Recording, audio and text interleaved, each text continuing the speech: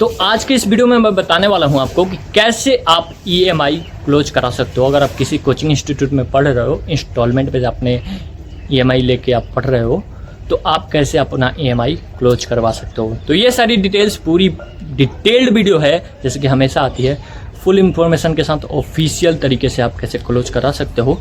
उसके बाद आपको कोई परेशानी जैसे कि क्रेडिट स्कोर लो होना, ये सारी परेशानी का सामना नहीं करना पड़ेगा। एंड जो रिकवरी कॉल्स आते हैं उन परेशानियों का भी सामना नहीं करना पड़ेगा। रिकवरी कॉल्स क्यों आते हैं? तो इसीलिए आते हैं कि आपने अचानक से मतलब कि पेमेंट करना बंद कर दिया एंड उसके बाद उस EMI प्रोवाइडर को तो आपको नहीं पता कि आपने बंद कर दिया। वो तो आप जिस कोचिंग में पढ़ते हो या फिर जहाँ पर भी पढ़ते हो उसको तो पैसा देते रहेगा, तो आपसे ही पैसा न लेगा। तो इसी वजह से वो रिकवरी कॉल्स आते हैं, ठीक है। तो कोई भी कोचिंग डायरेक्ट आपको लोन नहीं देता, एक EMI प्रोवाइडर पार्टनर होता है तो उसके थ्रू आपको लोन देता है, ठीक है। तो आपको क्या करना होता है ना, सबसे पहले तो आपको कोचिंग के सपोर्ट मेल पे मेल करना होता है। जैसे कि PW का है support@pw.live ऐसे है, तो वहाँ पे आप मेल करोगे। क्या क्या मेल करोगे? सारी फॉर्मेट, सारी पूरी डिटेल के साथ आपको व्हाट्सएप चैनल पे मिल जाएंगी। तो व्हाट्सएप चैनल कहाँ से मिलेगा, कहाँ से ज्वाइन कर सकते हो आप? तो चैनल के अबाउट पेज में जाओगे तो आपको व्हाट्सएप चैनल मिल जाएगा, ठीक है। अगर नहीं मिले, कुछ दिक्कत हो तो आप कमेंट कर देना, ठीक है। इंस्टाग्राम पर भी वही है। एंड अगर आपको पर्सनलाइज या फिर मतलब 1-to-1 चैट करके आपको चीज़ें जाननी होंगी तो आप वो भी बता देना, ठीक है। कि आपके जो मतलब EMI क्लोज करने का फॉर्मेट है वो आपको अगर नहीं समझ में आ रहा है तो आप मुझे लोन ID एंड कुछ डॉक्यूमेंट्स में मांगूंगा। एग्रीमेंट टाइप होते हैं जिसमें कुछ डेटा होते हैं जो वहाँ पे पुट करने होते हैं फॉर्म में, तो वो पुट करने के बाद ही वो चीज़ें आगे बढ़ती हैं, ठीक है। तो वो मांगूंगा, वो अगर आप दे दोगे ना तो उसके बाद आपकी सारी चीज़ें मैं प्रोसीड कर दूंगा। नहीं तो मैं बता दूंगा कि आपको ऐसे ऐसे करना है। तो पहले तो सपोर्ट मेल पे कर लेना, सपोर्ट मेल से रिप्लाई आए तो ठीक, नहीं तो दोबारा सपोर्ट मेल पे करना। 7 दिन के अंदर आपको रिप्लाई अगर आ जाता है तो ठीक, नहीं तो उसके बाद ये एक्शन लेना जो मैं बता रहा हूँ, ठीक है।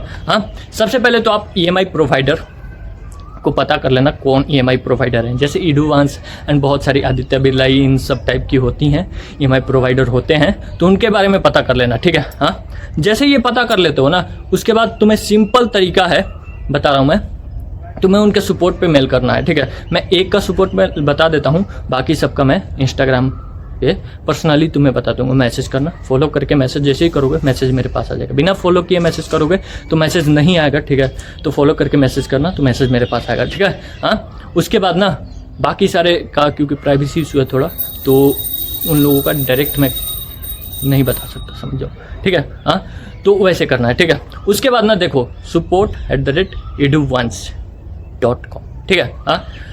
उसके बाद सब्जेक्ट में लिखना है, इसका भी फॉर्मेट मैं वहीं पे दूंगा, इंस्टाग्राम पे या फिर व्हाट्सएप चैनल पे दे दूंगा, क्योंकि यहाँ पे ये वीडियो बनाऊंगा ना बहुत लंबा हो जाएगा, बहुत लंबा, देखने का मन नहीं करेगा तुमको। तो 1 घंटे से ऊपर का वीडियो हो जाएगा, बहुत ही लंबा प्रोसेस होता है। तो मैं चाहता हूँ कि जितना शॉर्ट हो सके उतना शॉर्ट में बताऊँ, सारे फॉर्मेट्स, सारी चीज़ें तुम्हें शॉर्ट में दे दूँ, ठीक है। शॉर्ट में भी ये वीडियो डिटेल में होगी तो बहुत ही ध्यान से देखना, ठीक है। उसके बाद आपको कैसे लिखना है वो मैं बता देता हूँ, ठीक है।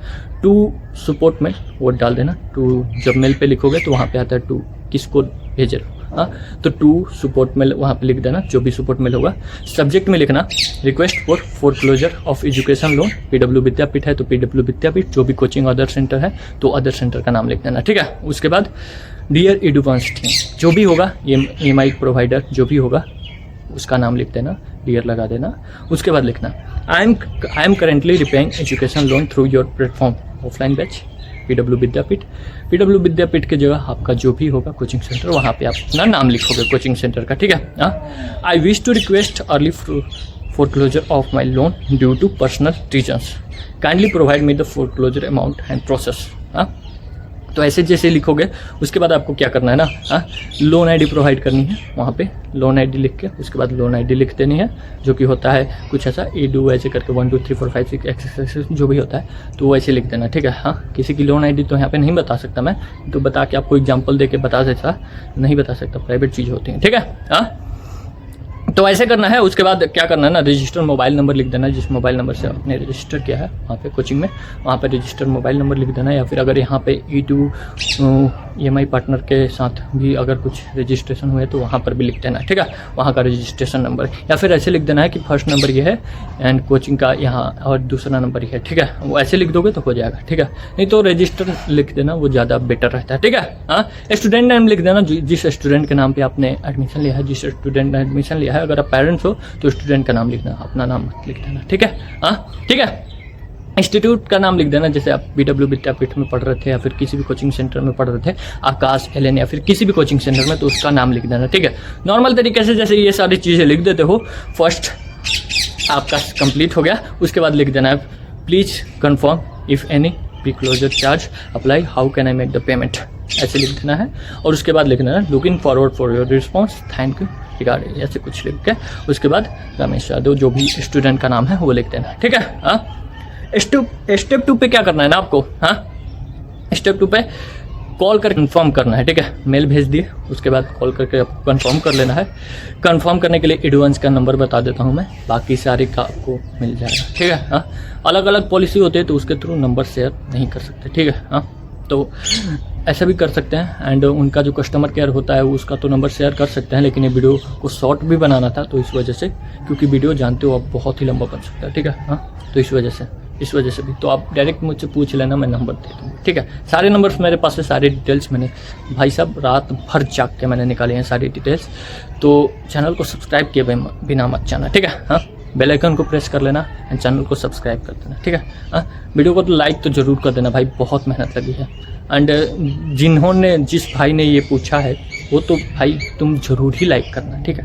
हाँ, उसके बाद क्या करना है ना, देखो एडवांस का कस्टमर केयर नंबर ये होता है 022 उसके 64804550, ठीक है। हाँ, तो इस पर कॉल करोगे, आपको कस्टमर केयर का नंबर है, नॉर्मल तरीके से आपकी बात हो जाएगी, ठीक है। हाँ, उसके बाद क्या करना है ना, उसके बाद क्या करना है कि आप पूछ लो, वहाँ पे कॉल करके पूछ लो।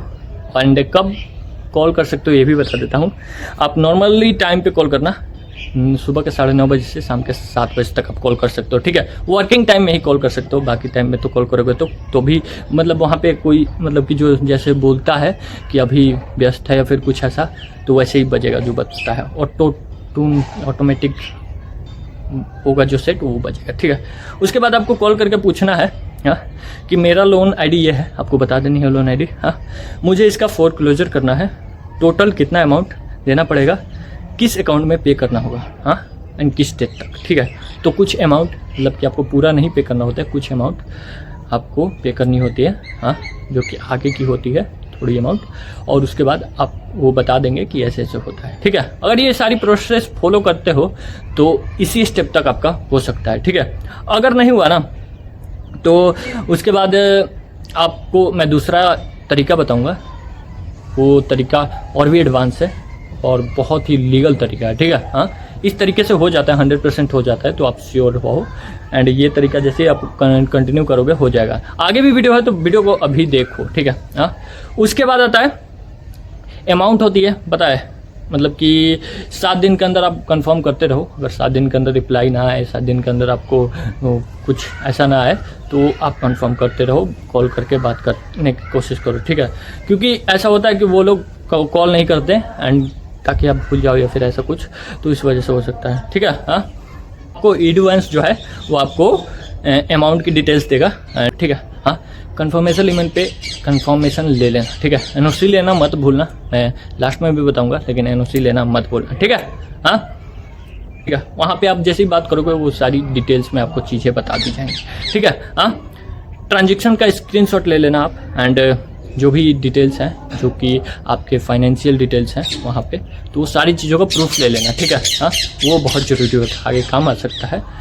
तो पेमेंट कंफर्मेशन आपको मेल भेजनी होती है, तो आपको क्या करना है ना कि पेमेंट कंफर्मेशन मेल भेजने के लिए आपको क्या करना है, सब्जेक्ट फोरक्लोजर पेमेंट डन, उसके बाद आपको लोन ID लिख देनी है। जैसे आप लोन ID लिखते हो उसके नीचे आपको लिख देना है dear team, I have completed the payment amount लिख देनी है, जितना अमाउंट आपने पे किया है, जितना अमाउंट उन लोगों ने कहा था। इस चीज़ का ध्यान रखना है कि आपको कितना अमाउंट पे करना है। ये चीज़ मैं नहीं बता सकता, वही लोग बताएंगे, ठीक है। और आपको अपने हिसाब से डिसाइड करनी होगी वो चीज़ें, ठीक है। हाँ, तो वो सारी चीज़ें आप खुद से डिसाइड कर लेना। उसके बाद लिखना towards early closure of my loan. उसके बाद ट्रांजेक्शन ID UTR ये लिख देना। उसके बाद पेमेंट डेट लिख देना। उसके बाद kindly confirm loan closer and updates your system accordingly. उसके बाद थैंक्स रिगार्ड ये सब लिख देना, ठीक है। हाँ, NOC सर्टिफिकेट ले लेना, नो ड्यू सर्टिफिकेट ले लेना। उसके बाद 3 से 7 दिनों के अंदर लोन कन्फर्मेशन का, लोन क्लोजर कन्फर्मेशन का आपको आ जाएगा NOC सर्टिफिकेट, तो वो ले लेना। PDF फॉर्मेट में आपको मिल जाएगा, तो आप ले लेना। एंड उसके बाद इसको संभाल के रखना, ठीक है। इसको संभाल के नहीं रखोगे तो फिर आगे जाकर दिक्कत हो सकती है, ठीक है। आगे जाकर कुछ और भी चीज़ें आई तो आपको दिक्कत हो सकती है।